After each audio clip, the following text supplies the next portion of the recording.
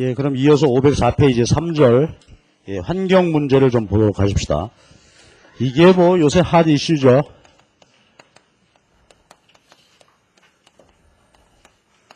규제 또는 관리의 문제인데 이게 이제 아까 우리가 나왔던 외부 효과의 문제입니다. 외부 효과.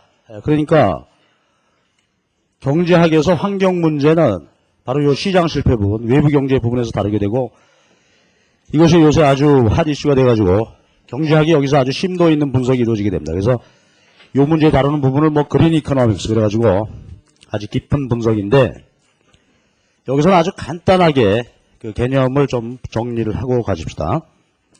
그럼 먼저 볼 게 이 외부 효과라는 것부터 정리를 좀 해봐야 되겠지.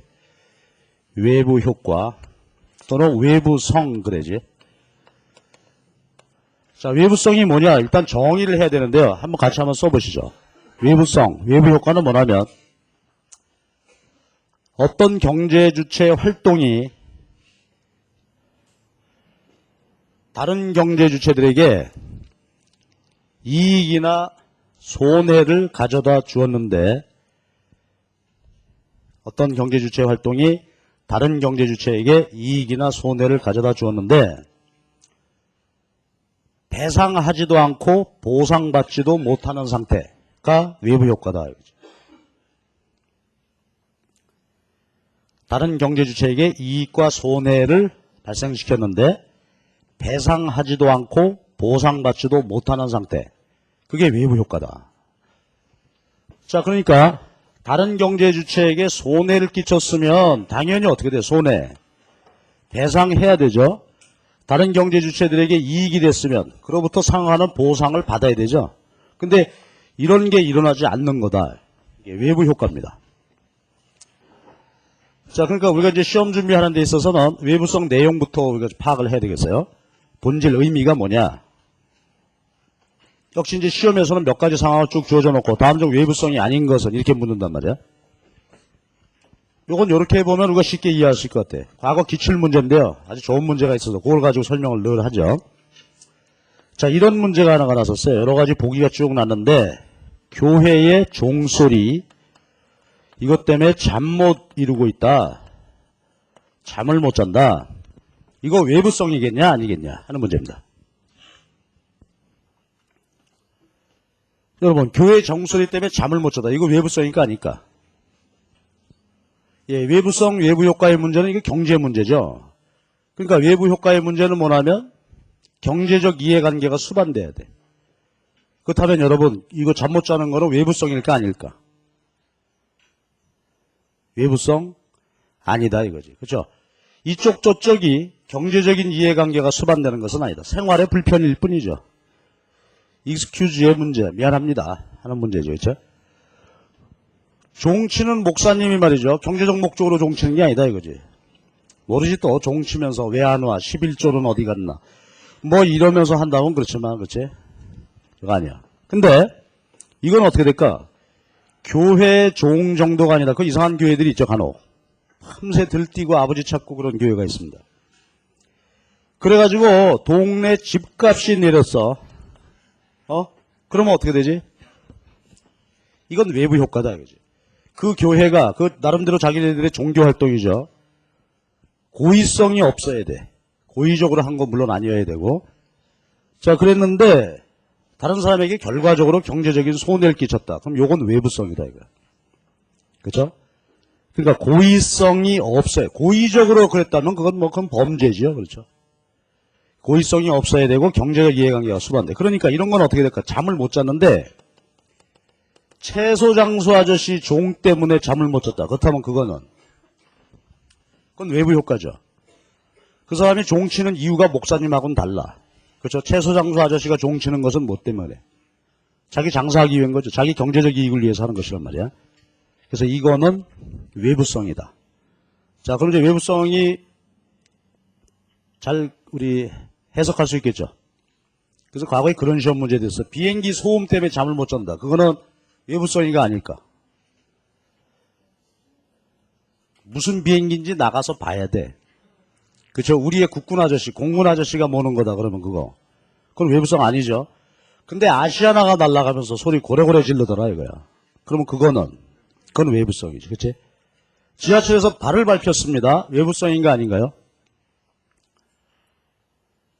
예, 누가 밟았나 봐야지. 이쁜 아가씨가 밟았다 그러면 한 번 더 밟아주실래요? 그러나 그게 아까 얘기한 지하철에서 장사하는 분들이 밟았다. 그러면 그건 외부성이야. 그렇죠? 또 여기 지하철 공사하죠. 막 뚫고 있어요. 그래가지고 이 동네 땅값이 올랐어. 그것도 뭐예요, 역시. 외부성이지. 그러니까 공공사업의 결과, 공공사업하는 것이 그 사람들 땅값 올리려고 해준 건 아니야. 근데 결과적으로 그렇게 됐다. 그것도 외부성이다 말이지. 자, 이것이 이제 외부 효과입니다. 그러면 이제 얘기를 해봐야 되겠죠. 이러한 외부성이 발생하게 되면 왜 자원 배분 비효율이 발생하는가? 원인이 뭐냐? 근데 이제 외부성이라고 하는 것은 여러 가지 측면에 나타날 수도 있어요. 생산 과정에서 외부성, 소비 과정에서 외부성도 있는데 우리는 주로 생산 과정에서 나타나는 외부성 중심으로 보자고요. 그러니까 말하자면 생산 과정에서 다른 사람에게 이익을 줬다, 손해를 끼쳤다. 그치? 그러니까 아까 아시아나 때문에 잠 못 잔다. 채소장주 아저씨다. 그거 다 뭐예요? 생산이죠. 서비스라는 생산 과정에서 다른 사람에게 피해 준단 말이에요. 공해도 마찬가지야. 연탄 공장 들어서서 먼지 날린다. 이것도 생산의 외부성이지. 소비에도 외부성이 있을 수 있어요. 그건 이따 잠깐 조금 이제 얘기하겠지만은, 근데 그거는 이제 배제하고 생산의 외부성이 발생할 때 중심으로 보겠습니다. 원인은 사적 비용과, 이건 용어니까 잘 기억해야 돼. 사적 비용과 사회적 비용의 괴리 때문에 그렇다. 다르다 이거죠. 사적 비용, 사회적 비용이 서로 달라지기 때문에 생산의 외부성이 나타난다면 그래서 자원 배분 비효율이 된다. 그런 말이요.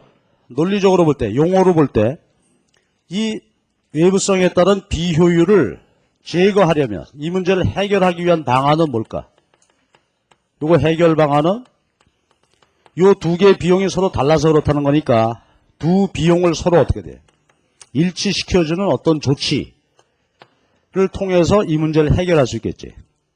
그러니까 사적 비용과 사회적 비용을 같게 만들어주면 그럼 이 문제는 해소된다 이거예요. 그러한 것을 우리가 용어로 외부성의 내부화, 외부성의 시장화 이런 표현을 한단 말이야.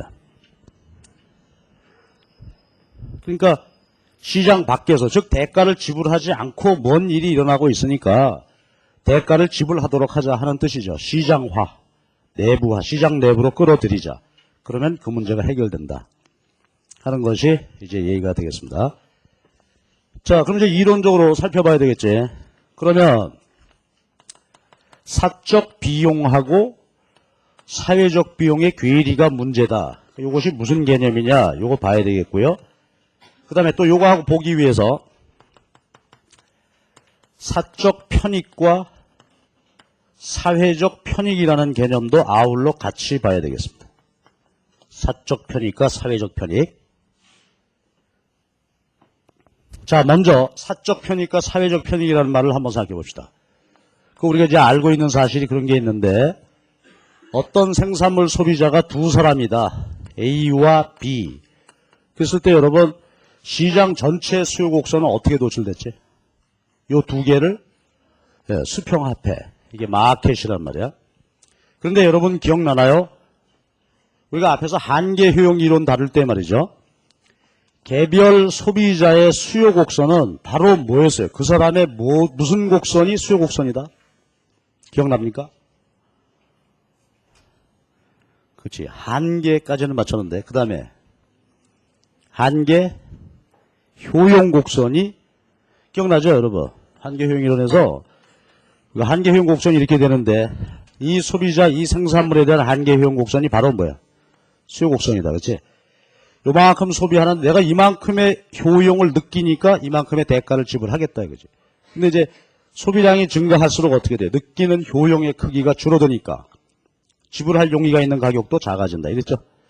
근데 우리가 보통 소비 실제 일어나는 것은 요거 아니다 이거지. 여기서 또 마이너스 되는 데서 소비 않는다. 바보가 아닌다며. 그래서 요것이 수요 곡선이라고 그래서. 그러니까 다시 한번 봐봐. 개별 소비자의 수요 곡선은 뭐라고? 그 소비자의 이 소비에서 느끼는 한계 효용 곡선이란 말이야. 근데 후생 경제학에서는 요거를 한계 효용이란 말 대신에 한계 편익이라는 말을 쓴단 말이죠. marginal benefit of A죠. 그러니까 A의 한계 편익 곡선이죠. marginal benefit. 효용 똑같은 말입니다. 근데 요거는 갑돌이 거죠. 사적인 거란 말이야. 그러니까 private marginal benefit. 그러니까 A의 수요 곡선은 A의 사적인 한계 편익 곡선이다. 그렇다면 여러분 B의 수요 곡선은 뭐야? B의 사적인 한계 편익 곡선. 수평합 다 더했어. 그러니까 이건 무슨 뜻이 될까? 그치? 소셜이지. 소셜 마지널 베네핏이죠. 그래서요, 사회적 편익, 사적 편익의 개념은 이런 개념이다 이거지. 자, 그럼 이제 한 가지 우리가 볼 일이 있겠죠. 자, 이렇게 해서 이제 시장 수요가 결정이 됐어. 그 다음에 이 생산물의 시장 공급 곡선이 결정이 됐단 말이죠, 이렇게. 그죠? 그랬는데, 시장 균형을 한번 정리해보면, 예를 들어서 이게 100개야. 가격은 1000원입니다. 그러면, A라는 사람은 예를 들어서 뭐 30개, B는 70개. 그래서 시장 전체 100개다. 이런 얘기죠? 근데 잘 보면은, 시장에서 가격이 결정되게 되면, 개별 소비자가 지불하는 가격은 어때요? 똑같죠? 소비자마다 다른 거 아니지? 가격 차별하는 거 아니다. 이렇게 놓고 보면 똑같이 1000원 낸단 말이야. 그럼 이때 아주 중요한 얘기가 있죠. 잘 봐봐. 아까 얘기했듯이 A라는 소비자는 지금 어떤 상태입니까? 30개 소비하고 있죠. 그때 느끼는 한계 편익, 한계 효용의 크기가 얼마요? 1000원어치지. B라는 사람은 70개 소비할 때 느끼는 한계 편익, 한계 효용의 크기가 1000원어치다 이거야. 그러니까 동일한 가격을 지불하고 소비한다라는 말은 소비량은 다르죠. 근데 각자 자신의 마지막 소비 한 단위에서 느끼는 한계 편익의 크기는 모두 다 어떻겠어요? 같겠죠? A, B, C, D, E, F, G 여러 사람의 소비자들이 지금 똑같이 1000원 내고 소비한다. 그 말은 소비량은 다르지만 최종 소비 단위에서 느끼는 한계 편익의 크기는 모두 같다 이거죠. 가격과 같겠죠. 그리고 쭉 와보면 그거는 또 뭐와 같겠어? 소셜 마지널 베네핏의 크기와 같다 이거예요. 그러니까 소비의 외부성이 없다면 이 관계식이 성립합니다. 그럼 아주 쉽게 얘기해가지고 동일한 가격을 내고 다 소비한다. 그러니까 소비량은 다르지만 각각 소비자들이 마지막 소비 한 단위에서 느끼는 효용의 크기는 모두 똑같다. 그게 사회적인 편익의 크기하고 같다. 이런 얘기가 되겠어요. 그렇죠? 그림으로 볼 때.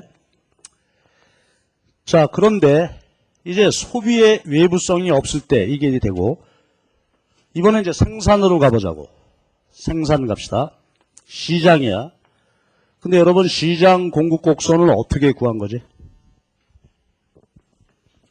개별 기업의 공급 곡선 수평합했죠. 근데 우리가 알다시피 개별 기업의 공급 곡선은 뭐야? AVC 최저점 위에 있는 한계 비용 곡선이죠. 그러니까 개별 기업들의 한계 비용 곡선 수평합해 놓은 게 공급 곡선이란 말이야. 근데 이건 개별 기업이니까 뭐라고 말하면 될까? 프라이빗이죠. 개별 기업 생산에 들어가는 사적인 비용이다. 사적인 한계 비용 곡선. 그래서 우리가 요거를 일반화시켜서 얘기할 때 시장 공급 곡선은 사적인 비용을 반영을 한다. 이제 private marginal cost. 자, 그런데 생산에 있어서 외부성이 없다면 뭐 생산 과정에서 다른 사람에게 이익을 주고 손해를 주고 그런 게 없다면 구분할 필요도 없이 사적 비용과 사회적 비용이 어떤 거야? 같다는 것이죠. 그런데 생산에 있어서 외부성을 나타낸다. 어떤 생산물이. 그렇다면 얘기는 달라진다 이거지. 예를 들어서 연탄 봅시다. 연탄, 공해, 유발 생산물이죠. 이런 것은 대표적으로 어떻게 돼? 다른 사람들에게 피해를 끼치겠죠. 우리 동네 연탄 공장 들어왔다고 좋아할 사람 아무도 없어. 아이고 우리 동네 연탄 공장이 온대. 그러면서 싱글벙글하면서 집값 모르겠구만. 예? 그럴 사람 있어요? 다른 사람에게 손해를 끼쳐줘. 외부 비경제를 일으킨단 말이야. 자, 그러면 이제 한번 보자고요. 그럼 요거는 순전히 뭐만 반영한 비용입니까, 이거? 생산 자체죠. 생산 자체에 들어가는 회계학적 비용과 경제적 비용만 감안했는데, 자, 봐봐. 그런데 사회적으로 볼 때는 얘가 생산 과정에서 인근 주민들에게 어떻게 됐다고? 피해를 준단 말이야. 그러니까 사회적으로 볼 땐 당연히 어떻게 돼? 피해본 사람들에게 배상해 줘야 되겠죠. 하다못해 세탁비누 한 장이라도 돌리면서 생산해야 될 거다 이거지. 미안합니다 이거. 빨래를 더 하셔야 되죠. 그럼 봐봐. 손해를 봤으니까 당연히 다른 사람들에게 어떻게 돼? 손해를 배상하면서 생산해야 될 거 아니야. 그럼 이제 실제로 손해배상했다고 하면은 그 비용은 어때요? 사적인 아까 그 생산비보다 거기에다가 플러스 손해배상 비용이 들어가니까 더 비싸지겠지. 이게 뭐예요? 사회적 비용의 개념이다 이거지. 그러니까 이제 외부성이 존재하게 되면 어떻게 돼요? 사적 비용과 사회적 비용의 불일치다 이거지. 그치? 이해할 수 있죠 충분히. 그 연탄 같은 경우는 충분하게 피해 보상하면서 생산해라. 그게 하기 싫으면 어떻게 돼요? 정화시설을 돈 들여서 제대로 해라 이거예요. 역시 정화시설 제대로 하려면 비용 더 들어가겠지. 그래서 여러분 소리내서 말해봐봐. 생산 과정에서 외부 비경제를 일으키는 생산물이다. 그 경우는 어떻게 된다고? 어떤 비용이 더 커? 사회적 비용이 사적 비용보다 더 크다 하는 얘기죠. 그렇게 되고 그 다음에 외부 경제를 일으킬 수도 있겠습니다. 그래서 우리 교과서에서 가장 많이 들은 얘기가 과수원과 양봉업자다 뭐 이런 얘기한단 말이에요. 과수원, 양봉, 꿀이라고 할까? 꿀, 양봉업자가 꿀 생산해. 그러면 이제 꿀통을 갖다 놔서 벌통이죠. 그럼 벌이 돌아다니면서 과수원의 그 과일에 어떻게 돼요? 수정을 해주겠죠 이렇게. 그러니까 꿀 생산 과정에서 과수원 업자에게는 이익을 주었죠. 이익을 주었다. 그런 경우가 외부 경제 예를 많이 듭니다. 근데 사실은 이게 적절한 예는 아니에요. 왜냐하면은 과수원업자 이익을 봤다. 그렇지만 과수원업자 입장에서도 할 말은 있죠. 뭐라고 해요? 네가 그런 식으로 말을 해? 그러면 꿀 다 내놔 그러면. 그렇죠? 그러니까 서로 말하자면 상계될 수가 있지. 근데 어느 한쪽만 놓고 그냥 이해를 해보자고.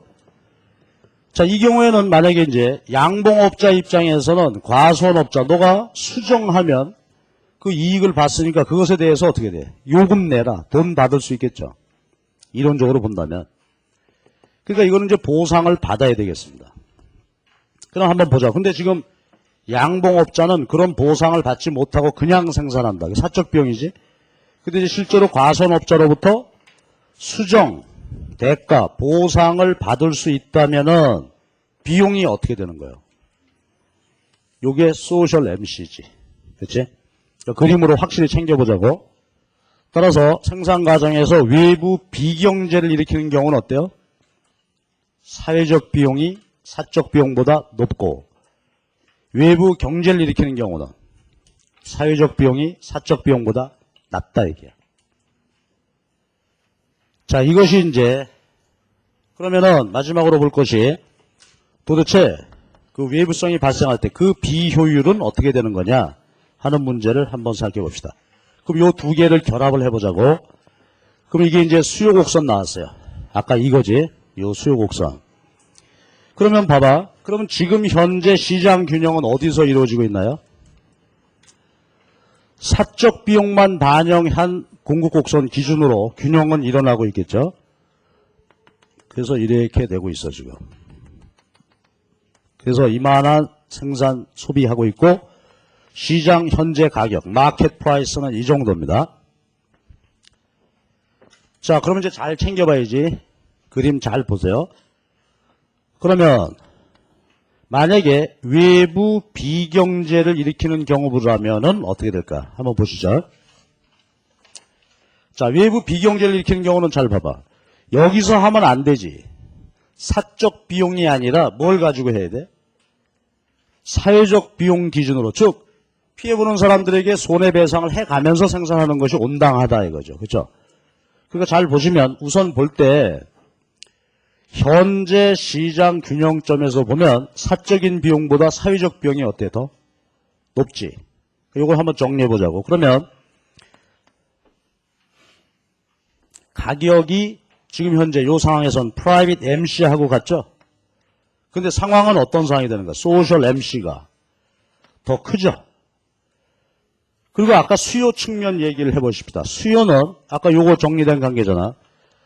가격하고 소셜 MB하고 사회적인 한계 편익하고 프라이빗 MB, 개별 소비자들이 느끼는 한계 편익의 크기는 어때요? 가격하고 다 똑같지. 그래. 그러니까 결합해서 보면은 외부 비경제의 경우는 이런 상태가 된다 이게. 그러니까 소비자들이 느끼는 한계 편익, 사회적인 한계 편익, 가격, 사적인 비용까지는 다 같은데 문제는 어디서 발생하는 거야? 그렇죠. 사회적 비용이 너무 높다는 얘기지. 그렇지? 그 다음에 외부 경제, 꿀 같은 경우 봅시다. 외부 경제는 어떤 상황이 되는 거예요? 가격 이퀄 PMC죠. 꿀도 여기서 생산하고 있단 말이야. 그런데 이때 사회적인 한계 비용은 이거보다 어때요? 낮죠. 그러니까 이때는 소셜 MC가 더 작아. 그리고 요거는 똑같은 관계가 되겠지. 그래서 지금 상황을 정리는 뭐냐면 소비에 있어서는 외부성이 없고 생산의 외부성이 있을 때는 이렇게 이제 사적 비용과 사회적 비용의 불일치가 발생하게 된다. 그러니까 시험 문제는 여기서 이제 노바지 나는 거야. 잘 한번 보세요. 연탄 경우에 관련된 설명으로 옳지 않은 것은 그래서 보기 쭉 제시할 수 있겠죠. 연탄은 외부 비경제니까 어때요? 사회적 비용이 사적 비용보다 어때? 높다. 가격이 사회적 비용보다 낮다. 여기 또는 사회적인 편익이나 사적 편익보다 사회적 비용이 어때요? 높다. 그렇죠? 이 모든 것을 다 거론해 볼 수 있겠지. 그러니까 편익보다 사회적 비용이 크다. 가격보다 사회적 비용 크다. 사적 비용보다 사회적 비용이 크다. 이것이 외부 비경제일 때 상황입니다. 외부 경제일 때는 반대고. 그리고 이제 하나 더 정리해 본다면 그렇다면 바람직한 균형은 어떻게 돼야 돼? 잘 봐봐. 연탄의 경우는 바람직한 균형, 이거는 외부성을 그죠 안고 있는 거죠. 바람직한 균형은 어디야? 사회적 비용을 중심으로 생산해야 되겠죠. 노란 점이 돼야 되겠지. 꿀이라면 사회적 비용으로 생산된 거 여기가 되겠죠. 그렇지? 그래서 한번 표현해 봅시다. 외부 비경제, 연탄 같은 경우는 바람직한 균형점에 비해서 어때요? 연탄 같은 경우는 바람직한 경우에 비해서 가격이 어떻게 돼? 너무 싸고 그러다 보니까 생산이 너무 어때요? 많다 이거지. 그치? 여기서 하는 것이 바람직한데 여기서 생산하고 있다 이 말이야. 그러니까 너무 싸게 너무 많이 생산하고 있다. 또 뒤집어 얘기해보면 이렇게 얘기할 수도 있겠지. 현재 생산점이 여기인데 바람직한 균형점은 여기니까 자 지금보다는 어떻게 돼야 돼? 가격은 하얀 균형점보다는 노란 균형점으로 가야 되잖아. 그러니까 지금보다 어떻게 된다고? 가격은 오르고 생산 소비량은 줄어야 한다. 그치? 이렇게 정리할 수 있겠죠. 이 밑에 건 여러분이 한번 해봐. 꿀 같은 경우 외부 경제 경우는 어떻다고? 그거는 바람직한 균형점은 여기죠. 실제 생산점은 여기니까 어때? 가격은 너무 비싸다. 그렇지? 비싸고 생산은 너무 작다. 또 뒤집어 얘기해보면 자 다시 한번 봐봐. 여기가 아니라 여기가 바람직한 균형이죠. 그러니까 지금보다는 가격이 어떻게 돼야 돼? 내리고 생산 소비량은 증가해야 한다. 그렇죠? 요게 정확한 이야기입니다. 그러니까 여기는 다시 한번 얘기지만 소비에는 외부성이 없어 지금. 생산에만 외부성이 존재할 때. 이렇게 이런 상황에서라면 이제 저렇게 정리하면 됩니다. 이건 뭐 너무 중요한 사실이니까 정확하게 이해해 주시기 바랍니다. 자 그리고요. 근데 요즘은 문제가 자꾸 하여튼 어렵게 나오니까 교과서에서도 다루지 않는 그런 문제가 나왔죠. 우리 시험에서도. 소비의 외부성을 물었어요. 소비의 외부성. 이건 아이디어가 이래. 자, 이거는 직관적으로 한번 보자고. 자, 여러분, 소비의 외부성은 뭘까?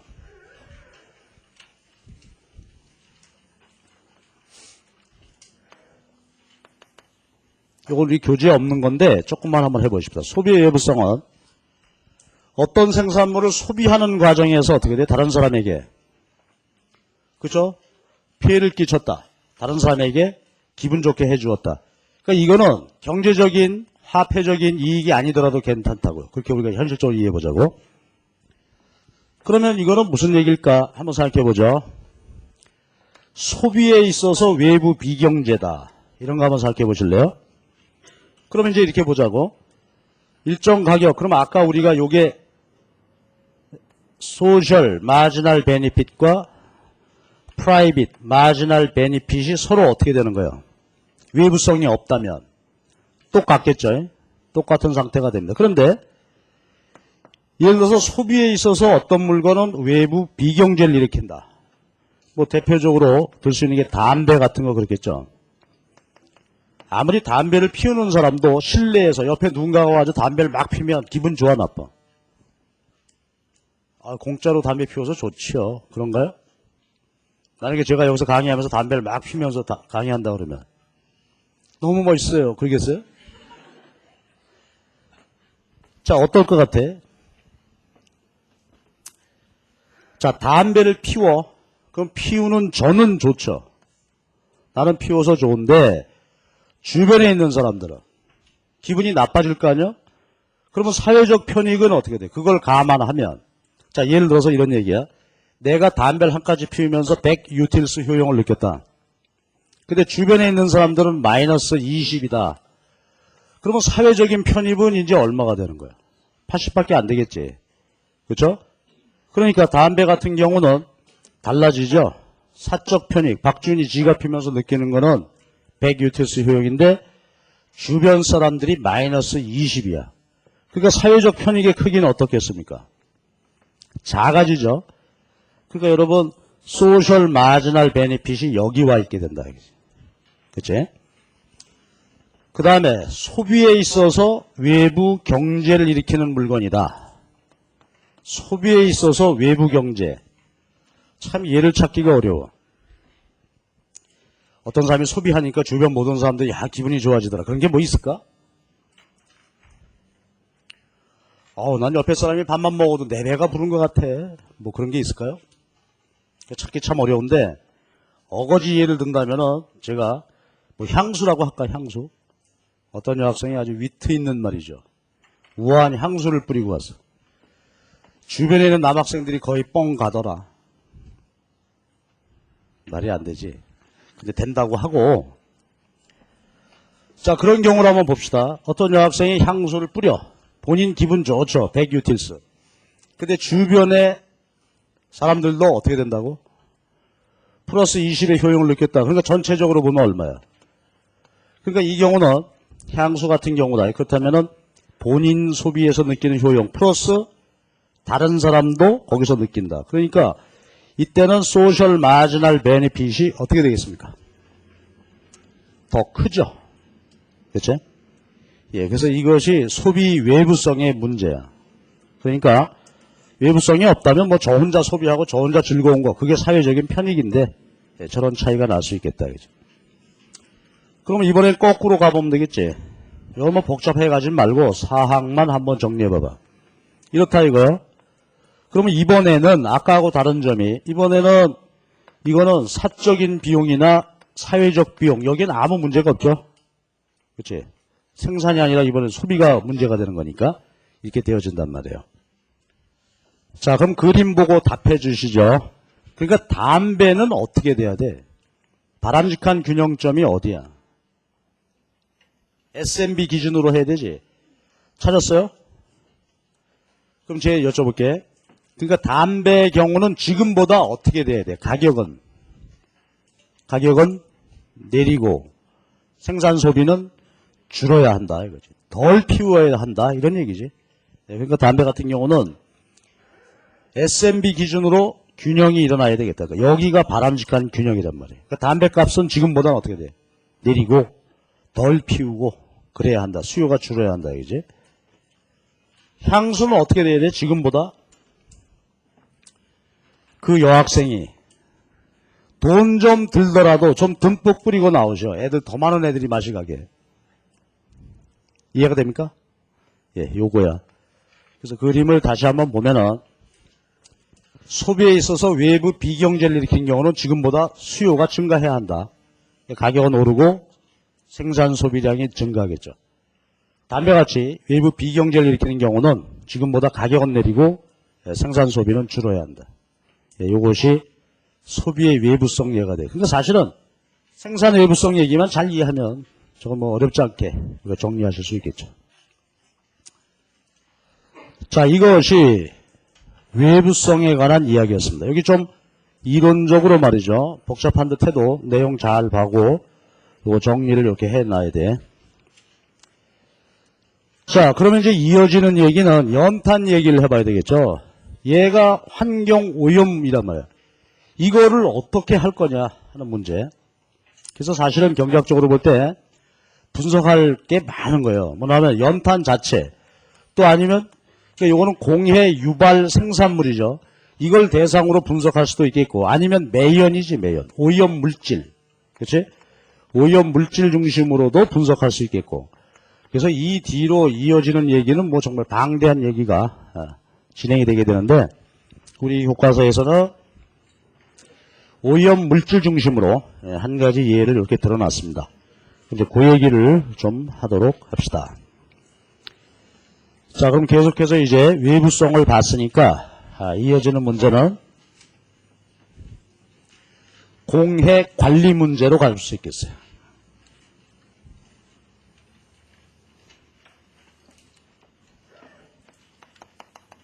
공해 관리가 여러 가지가 있지만 우리 교재에서는 지금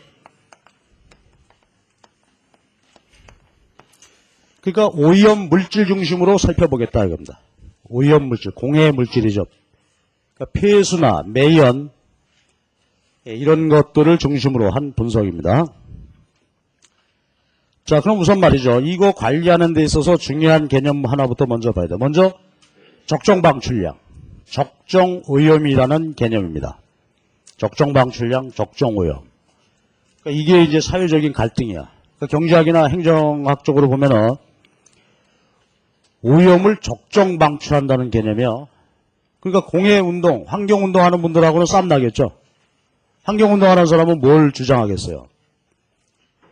아니, 세상에 오염물질을 버리는데 적정이라는 개념이 어디 있냐? 그치? 그 사람들은 뭘 주장할까? 제로 방출을 주장하겠죠. 오염물질은 절대로 버리면 안 된다. 제로 방출, 0 주장하지만은 그럴 수가 없어, 사실은. 그럴 수 없는 게 오염물질 방출량을 0으로 하기 위해서는 어떻게 돼요? 정화비용이 너무 많이 들어가겠죠. 생산물 가격이 그러다 보면 너무 비싸죠. 또 어떤 경우는 그럴 수 있는 방법조차 없을 수도 있다 이거지. 그죠? 그러니까 사실 따지고 보면 우리가 인간들이 우리가 지구상에서 살아가는 행위 자체가 뭐야 그게? 우리 스스로가 오염 물질이야. 그렇지 않습니까?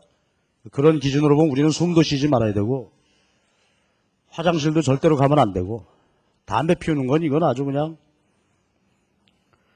그러다 보니까 말이죠. 이게 환경운동하는 사람들하고 경제학적인 관점하고 싸움이 나. 그러니까 환경운동하는 사람들 세미나장 가면 대단합니다.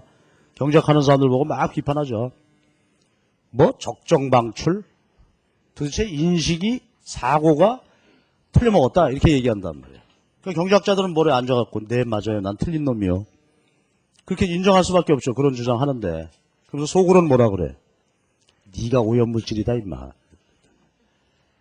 걸어올 때 여기 올 때 어떻게 왔냐 너는. 그죠? 차 타고 왔을 거 아니야. 걸어왔다 임마 나는. 오염 안 시키려고. 그러면 뭐야? 서울시 대기 오염의 주범이 뭐일 것 같아요 여러분? 옛날 같으면 연탄을 많이 떼니까 연탄가스가 자동차일까요? 연탄 안 떼니까 요새. 서울시립대학에서 그 조사한 결과를 한번 봤는데 서울시 공기 오염의 주범은 우리들의 신발 밑창입니다. 1200만 명이 하루 종일 얼마나 쏘댕겨야지. 그래서 신발 밑창 달겠죠. 그게 대기 오염의 주범이야. 그러니까 우리가 하얀 바지 입고 서울거리 하루가 뭐야? 한 2시간만 걸어도 바짓단이 까매지죠? 그게 전부 우리의 신발 밑창 가루들입니다. 물론 이제 거기에 보면 뭐 타이어, 그죠? 마모되는 것도 있고 그렇겠죠. 그러니까 그런 면으로 보면은 인간 자체가 활동하고 돌아다니는 게 다 오염이에요. 오염물질. 오염원들입니다, 우리가. 그러니까 이게 경제학에서는 이제 제로 방출이 아니야. 적정 방출이야. 그러면 이제 봅시다. 그러면 적정 방출량은 어떻게 결정이 되냐? 그림 17-2 그림이야.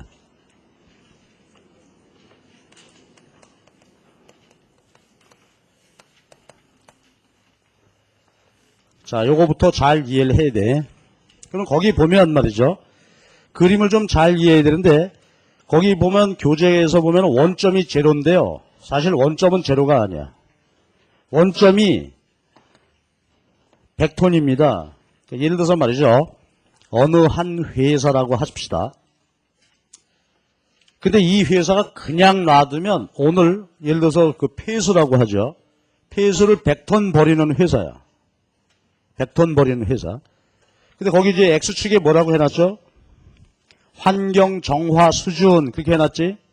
그러니까 봐봐. 그냥 내버려. 아무 뭐 조치 없이 그냥 버리면 100톤이야. 근데 환경 정화 하게 되니까 방출량이 점점 어떻게 된다는 거야 이게? 줄어든다는 얘기입니다. 그렇죠? 그러니까 원점이 그냥 마구 버릴 때 얘기야. 자, 그래가지고 거기 이제 용어를 봅시다. 거기 SMC 일어났어요. 그 다음에 요거는 SMB 일어났단 말이에요. 그럼 요것은 이제 용어를 우선 보죠. E는 environmental, 그죠? 환경이라는 얘기입니다. 환경, social. 그러면 한번 해봐봐. 이거 뭐죠? 환경 정화에 들어가는 사회적인 뭐야 요거? 한계 비용이다 이거죠. 그럼 요거 여러분 읽어주실래요? 요건 어떻게 읽을까? 환경 정화에 따라서 발생하는 사회적인 한계 편익이야. 그치? 그러니까 잘 봐봐요. 그냥 내버리면 100톤인데 이걸 줄이기 위해서는 정화 비용이 들어가겠지. 근데 여기 보면은 그 정화 비용은 어떻게 된다는 거예요? 방출량을 줄여나갈수록 그에 따른 한계 비용은, 정화 비용은 증가한다는 얘기죠. 한계 비용이 증가하고. 그 다음에 요거는 뭘까? 환경 정화 수준이 높아지면 그로부터 한계 편익이 발생하겠죠. 효용. 공기가 맑아졌다, 깨끗해졌다, 좋았다, 이거지. 증가하게 되는데, 한계 편익이 발생하게 됩니다. 정화하게 되면은. 근데 이건 우하향으로 그랬어요. 자, 그럼 다시 한번 봅시다. 그럼 요거부터 이해를 한번 해봐봐. 환경 정화 수준을 높일 때, 한계 비용이 증가한다. 이거 이해할 수 있겠죠? 그러니까 아주 더러운 물, 그거를 정의한다 그럴 때, 한 단계 정화하겠다. 그러면 하룻밤만 그냥 묵혀서 놔뒀다 버리자. 그 침전돼서 어느 정도 정화되겠죠. 한 단계 더 정화해야 되겠다면 이제 어떻게 돼? 모래밭, 자갈밭 만들어 놓고 물을 통과시켜서 버린다. 그 다음에 화학물질 첨가해야 되겠다. 그러니까 정화 수준이 높아질수록 정화에 들어가는 한계 비용은 점점 비싸진단 말이야. 나중에 뭐 1급수를 특급수로 만들어가지고 열먹어가 살게 해주겠다. 그거 돈 많이 들어갈 거다 이거지. 그 다음에 한계 편익은 어떨까? 아주 물이 새카매. 새카매. 그러다가 한 단계만 정화돼. 그때 느끼는 한계 편익은 어떻습니까? 대단히 높겠죠. 물이 뭐 깨끗해졌단 말이야. 근데 그것이 점점 정화돼가지고 예를 들어서 정화 수준이 높아질수록 그로부터 발생하는 편익의 크기는 어떻게 될까? 감소하겠죠. 예를 들어서 1급수이다가 특급수가 됐다. 그때 물론 이때 한 단계 높아진 것보다 편익이 발생하긴 하겠지만 편익의 크기는 저 때보다는 작겠지. 그래서 이게 감소한단 말이야. 됐어요? 자, 그러면 적정 방출은 어딜까? 이것도 역시 균형을 찾을 수 있겠죠. 어떻게? 정화에 들어가는 한계 비용과 정화에 따라서 발생하는 한계 편익의 크기가 같아지는 수준이 그게 적정 방출량이다 이거지. 자, 그럼 잘 봐봐. 지금 이 말은 40톤만 버리라는 거죠. 40톤 버리는 게 적정 방출량이에요. 그러면은 얼마만큼 줄여야 돼? 60톤을 정화하고, 그치? 40톤만 버리는 것이 적정 방출이다 하는 얘기죠. 그쵸? 이제 아까 얘기했던 거예요. 환경운동 하는 분들은 0으로 하자. 그럼 어떤 일이 생기는 거예요? 비용이 엄청나게 들어가겠죠. 그리고 깨끗한 상태에서 한 단계 더 깨끗해. 그때 편익이 발생하긴 하겠지만 편익의 크기는 크지 않은 거죠. 그러니까 편익 비용 따져봤을 때 결국은 정화에 따른 뭐예요? 편익과 비용이 같아지는 수준이 적정 방출량이다 이거죠. 이게 경제학적인 아이디어예요. 자, 그래서 이것이 이제 적정 방출량을 이런 식으로 알아낸다. 물론 적정 방출량에 대한 설명이 이렇게만 하는 거 아닙니다. 다른 모형들도 많이 있어요. 근데 우리는 이제 언론에서 소개하는 거 요거 가지고서 보는데 하여튼 기본 인식은 뭐라고요? 환경 정화에 따른 편익과 비용이 같아지는 수준. 너무 많이 하면 비용이 너무 많이 맥히고 요거보다 적은 수준으로 하게 되면 편익이 크죠. 예, 그래서 같을 때가 적정입니다. 자, 그럼 이제 이어지는 얘기는 당연히 이제 어떻게 될까? 그렇다면 적정 방출량 40톤 결정됐죠? 그러면은 어떻게 하면 이 기업으로 하여금 정확하게 40톤만 버리도록 그렇게 할 수 있을까 하는 문제죠. 그죠? 어떻게 하면 딱 요만큼만 버리게 할 수 있을까? 그게 이제 정부가 할 일이야. 그래서 이제 507페이지부터 얘기입니다. 그래서 세 가지 오염 규제 정책이다 해놨는데 세 가지라는 말은 그냥 덮어두고 오염 규제 정책 몇 가지에서 한번 보십시다. 자, 그 다음 페이지 보면 말이죠. 508페이지 첫 번째가 정부가 직접 규제하는 방법이 있겠죠. 직접 규제. 그냥 그대로 받아들이면 되죠. 40톤 통보하죠. 그래 너 40톤만 버려 이제부터. 만약에 더 버리면 너는 아주 죽었어. 너는. 구속이야 너는. 벌금 매길 거야. 그렇죠. 이렇게 강제적으로 하는 방법입니다. 근데 이거는 뭐 경제학적 관심사가 아니죠. 경제학에서는 그 뭐 법으로 알아서 하면 처벌 이런 거 가지고 하면 되는 거니까 경제학의 관심은 아닙니다. 그러니까 이거는 그냥 읽고 지나가면 되겠어요. 그러니까 정부가 직접 규제하는 것은 거기 나와 있는 대로 금지한다든가 이 동네에서는 뭐 이거 못한다. 환경 기준 학교 앞을 지날 때는 크락션을 말이죠. 어느 소음 이상 안 된다. 이런 것을 해가지고서 그걸 어길 때는 처벌하고 이제 이런 방법으로 하는 거니까 이건 그냥 한번 쭉 읽기만 해요. 우리 경제학적인 관심사는 아니야. 그러면 510페이지 경제학적인 관심사는 뭐냐? 시장을 통해서 그래서 저절로 자율적으로 40톤만 버리게 하는 방법을 찾자 이거야. 그것이 시장을 통한 간접 규제다. 이게 이제 경제학적인 접근 방법이죠. 경제학에서는 이걸 하는 거예요. 그러니까 정부가 잘 어떤 조치를 취해주게 되면 알아서 딱 40톤만 버리는 그런 방법을 찾아보자 이거예요. 예, 그래서 거기 첫 번째 나와 있는 게 재산권 부여죠. 이게 재밌습니다.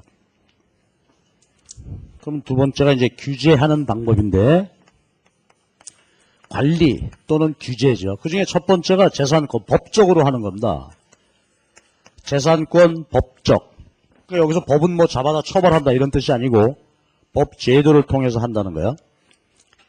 거기 보면 두 개 나와 있죠. 그 밑에 빨간 것으로 써 있는 게 협상과 합병 두 가지를 얘기를 했어요. 먼저 합병 얘기할게. 합병은 뭐 간단한 아이디어입니다. 가해 기업과 피해 기업이 있을 때 피해 기업을 가해 기업에다가 합병시켜버려. 네, 무슨 얘기냐면 예를 들어서 여기 위에 골프장이 있단 말이야. 요 밑에 양어장이 있고 논이 있다. 근데 골프장이 농약 치고 토사 흘러내리고 그래서 이게 도대체 사업을 할 수가 없어. 그러니까 당국이 개입해가지고 어떻게 되냐면 이걸 묶어버리죠. 설마 양어장 주인 보고 너 골프장 인수해라 그럴 수는 없겠지. 그러니까 가해 기업으로 하여금 이걸 다 인수하도록 해. 그 대신 전제 조건이 있습니다. 이거 인수해가지고서 다 골프장 확장하라는 걸까요? 아니고 생산활동을 계속해. 야, 네가 이제 인수해갖고 너 계속 붕어 기르고 계속 여기서 농사 져라 이거야. 그러니까 당국은 합병해놓고 이 기업이 양어장 논 생산활동을 계속 하는지만 들여다보고 있으면 돼. 그러면 이제 자기 기업이니까 어떻게 될까? 지가 알아서 하겠죠. 예를 들어서 붕어가 말이죠. 가보니까 100마리가 있다. 그러면 당국은 그 얘기만 하면 되지. 너 지금 100마리 있는데 다음에 또 나올 거야. 한 마리만 죽어도 너도 아주 죽을 줄 알아. 그러면 이 기업은 알아서 어떻게 돼? 얘들이 그죠? 잘 클 수 있도록 관리하겠지. 농약도 잘 알아서 피고. 그러니까 합병해주면 지가 알아서 잘 한단 말이야. 당국은 그래놓고 이것만 보고 있으면 돼. 협상. 자, 이게 이제 코우즈의 정리라는 건데요. 외워두세요. 사람 이름입니다. 코우즈. 아주 유명한 경제학자분인데, 코우즈의 정리입니다. 이건 뭐냐면 이제 재산권을 부여한다 이거지. 뭐냐면 여기 기업이 피해자가 가해자에게 환경 관련한 손해배상 청구권을 인정해준다 이거예요. 옛날에는 환경에 대한 인식이 없었으니까 이런 것이 없었어요. 근데 지금 현대적으로는 이제 네가 환경 오염 때문에 다른 사람에게 피해를 끼쳤다면은 손해배상 해야 된다. 안 한다?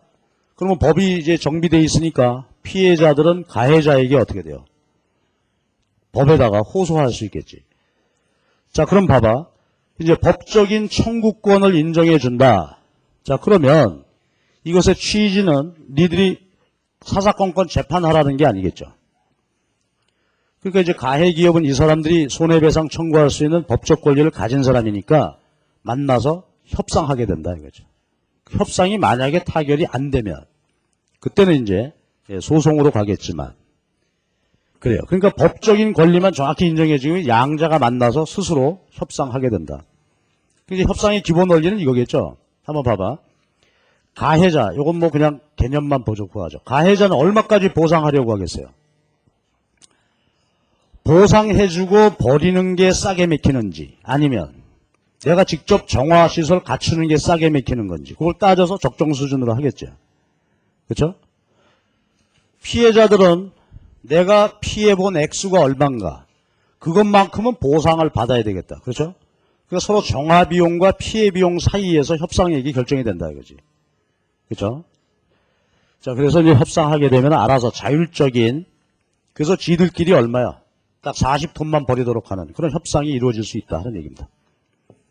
근데 이제 요거 할 때 공부 하나 해야 돼. 이때 뭐냐면은 상식적으로는 손해배상 청구권을 누구한테 줘야 돼요? 가해자에게 줘야 되죠, 당연히. 아니다. 피해자에게 줘야 되지. 근데 여기는 그 청구권을 가해자에게 주건 피해자에게 주건 결과는 동일한 협상 결과를 가져온다. 결과는 같아져. 그러니까 이건 좀 황당하죠. 당연히 피해자가 손해배상 청구권을 가져야 되겠지. 근데 가해자에게 청구권을 준다. 그럼 무슨 얘기예요? 골프장 주인이 양어장하고 농부 아저씨를 불러갖고 나 내일 농약 칠 거다. 그래서요. 뭘 그래서야. 그냥 붕어 오늘 잡아서 다 찜해 먹는 게 어때?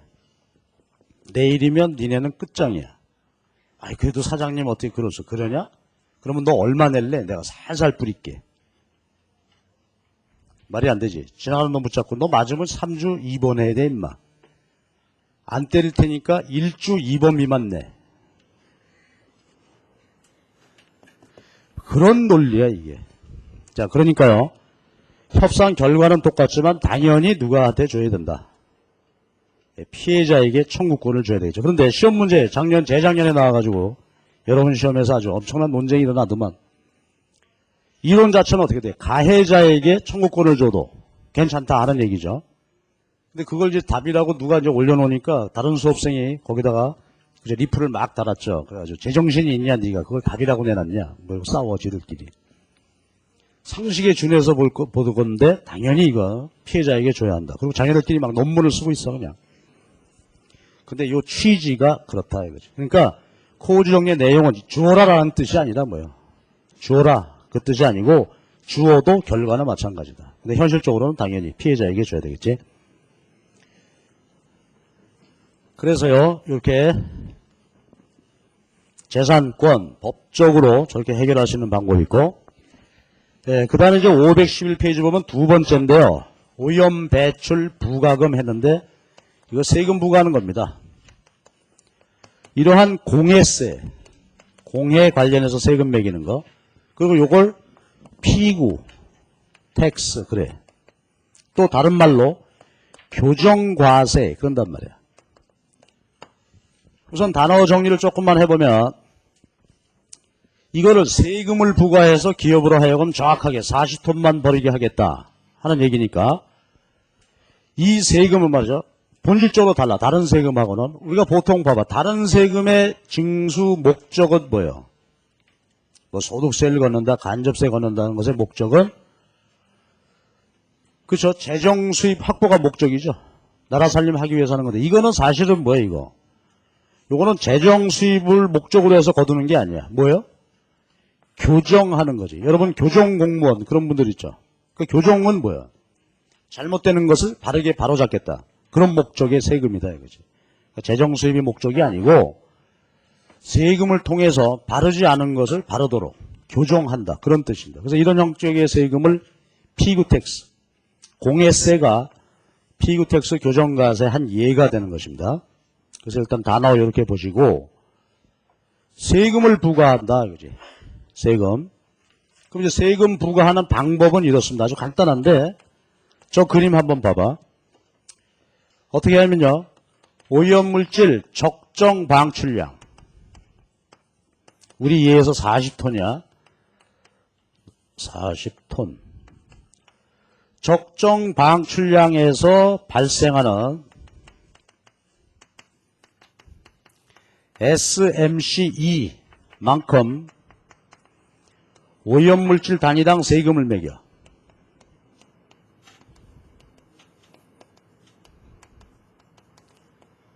그러면 생산자가 알아서 이 기업이 알아서 40톤만 딱 버린다 이거죠. 여러분 손에서 한번 말해봐봐. 어떻게 한다고?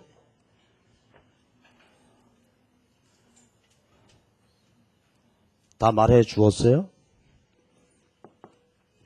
자, 그럼 이제 그림을 보면서 이해하죠. 당연한 얘기인데요. 한번 보시죠. 이렇게 한번 봅시다. 지금 40톤이 적정 방출량으로 밝혀졌어. 그때 이 높이를 봅시다. SMC죠. 요게 예를 들어서 10,000원이다 이래봐. 그럼 여러분 10,000원 SMCE 어떻게 해석할 수 있나요?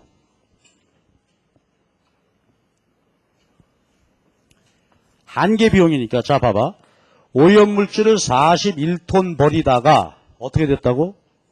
1톤 줄였죠. 그때 비용이 얼마 발생했다? 10,000원이다 이거야. 그치? 그러니까 41톤 버리다가 1톤 줄여서 40톤만 버린다. 그때 들어가는 정화 비용이다 이거지. 그치? 환경 정화에 들어가는 비용이 10,000원이야. 그러면 얼마 세금 매기라고요? 생산자로 하여금, 자, 그 다음 이제 얘기입니다. 그 다음은, 이제 10,000원이 나왔어. 그러면은 당국이 통보하는 거죠. 생산자한테, 네 마음대로 버려라. 그 대신 이 회사 이제 하수관에다가 메타기를 딱 달아놓지. 메타기를 달아놓고, 마음대로 버려. 그 대신 버리는 양 곱하기 10,000원씩만 세금 내라. 나 100톤 다 버릴래. 버려. 그 대신 세금 얼마 내? 100만원 내고. 난 60톤 버릴라고. 버려.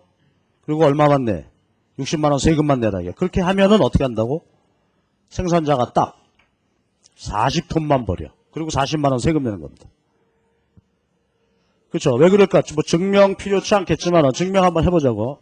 여러분이 사장님이야. 자, 여러분 41톤 버리지 않겠죠? 왜 그런가 하면 41톤 버리면 여러분은 세금을 얼마 내야 돼? 41만원 내야 되지. 41만원 내야 되는데 그때 가만 보면 말이지. 여기 요거는 뭐죠? 환경 정화 비용이죠. 그러면은 봐봐. 세금을 내려면은 41톤째 물 버리면서 10,000원 내야 되는데 자기 스스로 환경 정화하게 되면 환경 정화 비용은 세금 액수보다 어때요? 작지. 그러니까 세금 낼 게 아니라 요건 9,000원밖에 안 된다면 자기 스스로 정화하게 되면은 1,000원을 어떻게 돼? 비용을 절약할 수 있을 거 아니야? 그러니까 스스로 자체 정화를 해버린단 말이야. 줄이게 되지. 또 이거보다 더 많이 정화하진 않아. 예를 들어서 어떤 생산자가 말이지. 나는 그래도 좀 더 깨끗한 세상을 만들어야 되겠다. 30톤만 버려야지. 참 그 심성은 고우나 그렇죠? 이거는 생산자의 태도가 아니야. 왜? 해석해 주십시오. 이걸 줄이려면 말이죠. 줄이려면은 정화 비용이 어떻게 돼? 환경 정화에 들어가는 비용이 더 많죠. 그러느니 그냥 버리고 얼마에 세금을. 그러면 10,000원밖에 안 내도 되잖아. 그런데 더 비용이 들어간다 말이죠. 그렇지? 그러니까 이제 생산자 입장에서는 너 10,000원 내라. 그러면은 생산자 입장에서는 알아서 딱 40톤까지만 버린다. 됐죠? 그래서 사실 뭐 증명은 안 해도 될 것 같고 요것만 기억하시면 돼. 여러분 마지막 요거 중요하니까 소리내서 한번 해봐봐. 교정과세, 공해세를 매긴 다음에 어떻게 매기면 된다고? 적정 방출량에서의 한계 정화비용만큼 오염물질 단위당 세금을 매기자. 그러면 알아서 적정 방출량까지만 버린다 하는 얘기입니다. 이어지는 얘기요. 보조금을 줍니다. 보조금을 주는데 위하고 똑같아. 이렇게 보조금을 줘. 그러니까 말이죠. 조금 전에는 톤당 10,000원씩 세금을 매긴다. 그럼 알아서 40톤 버린다. 이번에는 톤당 10,000원씩 보조금을 준다. 이거 재밌지? 네 마음대로 버려. 그러면 버리는 양 곱하기 10,000원씩 해서 보조금을 주마. 이게 말이 되는 거나? 하여튼 그렇게 해본다고 하자고요. 그 대신 전제 조건은 여기서 받은 보조금으로 뭐 했어? 이 보조금을 정화비용으로 써라 이거지. 정화비용으로 주는 겁니다. 그러면 생산자는 알아서 딱 40톤 버리고 40만 원 보조금을 수령한다 이거예요. 더 많이 버리지도 않고 더 적게 하지도 않아. 그건 아까 증명했던 거하고 똑같은 이유로 그렇습니다. 자, 그럼 이제 한 가지만 얘기하지.